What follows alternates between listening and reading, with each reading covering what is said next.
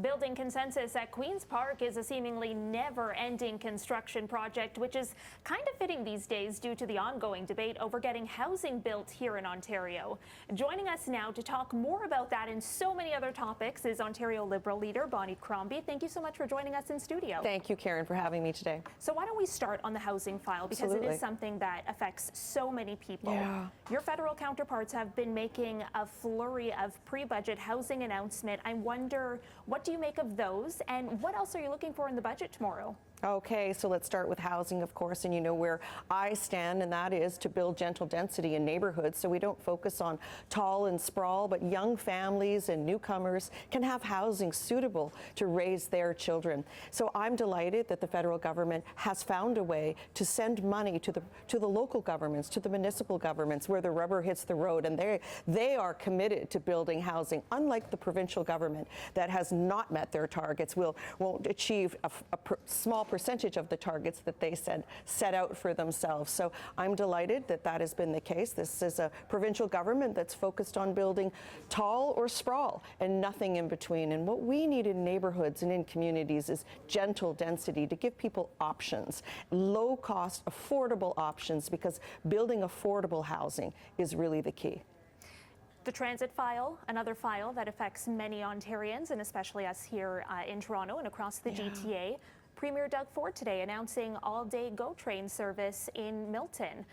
We know that there is a by-election coming up in Milton on May 2nd. So, you know, what do you make of that announcement? And it really kind of seems that the PCs are, you know, putting their entire weight behind the by-election machine there. Well, certainly this is a file that I've been advocating for as the town of Milton, as the council in Mississauga. We've been looking at all-day two-way GO train service on the Milton line for 30 years. We've been talking about building a third rail, building a missing link across the top of the city, whatever works, because that train currently runs in the wrong direction. It starts in Milton, finds its way down to Mississauga, and lets people off in Toronto. But people in Toronto need to come to Mississauga and Milton for their jobs. So this train runs the wrong way. I'm a little bit cynical about the timing of this announcement. It could have been made sooner. I know that the federal government made an announcement of $500 million in 2021, and the provincial government wouldn't step up at that time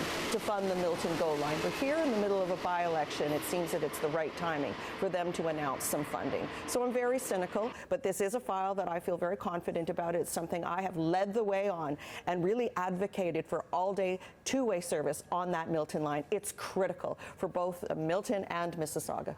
Looking ahead to that Milton by-election, I think we need to kind of address the elephant in the room here. Why are you choosing not to run in that? Well, for a couple reasons. First of all, we have an outstanding local candidate, and I always said if there was the appropriate community business leader, then they should be the ones that run. And secondly, I also made the commitment to my party and the party president that I would spend my time on the grassroots and traveling to all those small towns and rural communities and up north and, you know, east, west, and everything in between, to really let people get to know me as a leader and what liberalism stands for today. So I'm spending a lot of my time out in the road, but I will admit I've been spending some time in Milton and in Lambton, Kent, Middlesex as well. We have another excellent candidate in Lambton, Kent, Middlesex, a three-term mayor and former warden of the county whose father, Jack Burkhart, this is Kathy Burkhart-Jessen, was a member of Parliament and on the nightly news in London. The PCs have held that riding since 2018, and Doug Ford's handpicked candidate in Milton has Liberal roots. So are you concerned at all that that might take voters away from your party? Well, people can vote for a Liberal or has been once upon a time a Liberal. Certainly, we know that our candidate is the right person who grew up in Milton, has strong roots in Milton, has support from the entire community, the federal member.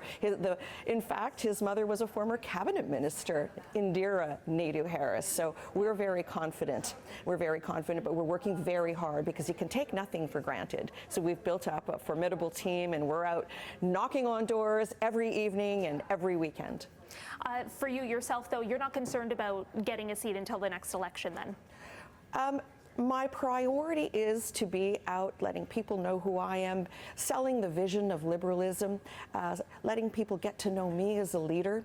And I think that's more important, to build back confidence in the Liberal brand, and build back trust with voters. So I want to be out in the small towns and rural communities and in the north, and I have lots of plans each and every weekend after the by-elections to be traveling and meeting people. And I think that's a priority. However, if the right seat presented itself, perhaps in Mississauga, I wouldn't rule it out. Turning to the Mississauga mayoral race, because you bring up Mississauga, you have said previously that you would not endorse a candidate. Does that still stand today? Yes, I have 4 councillors running, as well as some business and community leaders. I know that whoever Mississaugans pick, they will be well served. I have 4 excellent sitting councillors that have put their name in the race, and they know the vision, the direction. We've all bought in. We've been sitting together as a team for a number of years, and so Mississauga will be served well. So it's because you can't choose then between all the options. Is that it?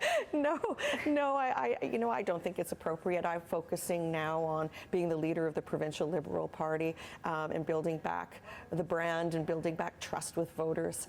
So I think it's up to them to get their message out, and to become better known and build their own name recognition and awareness in Mississauga. What is your #1 priority in rebuilding that trust?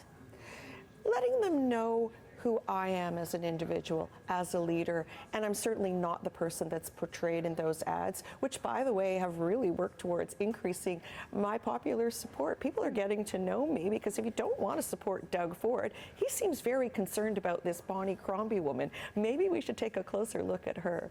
So I want people to know me. I want them to know what I stand for, what my values and principles are, that I had a very simple upbringing, the child of immigrants, much like all of them, and that I'm really laser focused on their priorities, which is building back affordability. I ask people, is your life more affordable today than it was before Doug Ford?